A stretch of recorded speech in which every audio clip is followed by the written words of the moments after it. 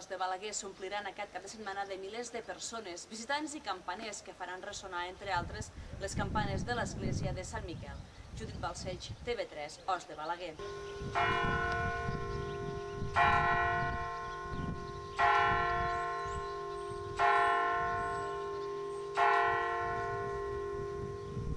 I ells ens van empènyer, juntament amb el monestir, que ja feia temps que vivia, que necessitaven una campana, doncs érem el poble de les campanes, el monestir on hi ha la seu dels campaners, i enteníem que també necessitava el campanar tindre una campana, doncs entre tots hem filat una mica prim i hem lograt una fosa de campana.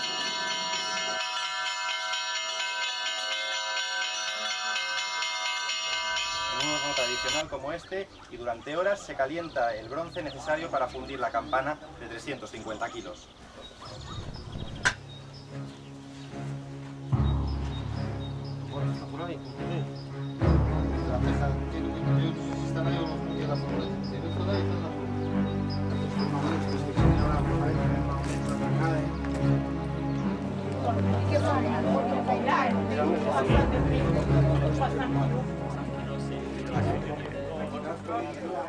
Deia el senyor que bronze que dona lloc a una nova campana que servirà per comunicar a la comunitat la crida, aquesta veu del Déu que ens parla dins del nostre cor.